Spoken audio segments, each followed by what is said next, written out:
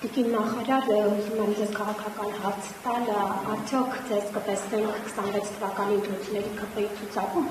խոսակցություններ են շրջանառվում, որ ձեր եւ գլխավոր դատախազիջները մեկ առողջ են հսկում եւ ձեզանից մեկն է հայտնվելու ցուցակում, ուզում վստահեցնեք այս մասին, եւ սահմանադրության հանրաքվեի, նոր սահմանադրության կիվան հանրաքվեի ժամկետների մասին ինչ որ տեղեկություններ կան։ Գլխավոր դատախազ ասացիք,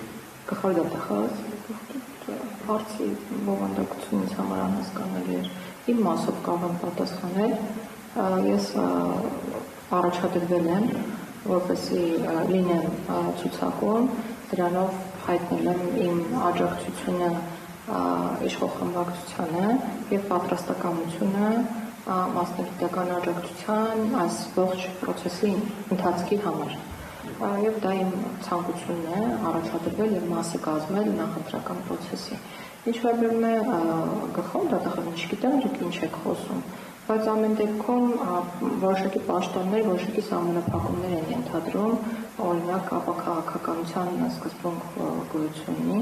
ապաքաղաքական լինելու, այսպես ասեմ, որոշակի պաշտոնների դեպքում, բայց ուրիշ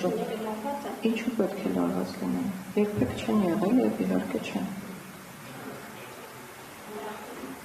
Ինչի, հանրաքվեի ժամկետները որոշակված չեն, մենք ունենք օրենսդրական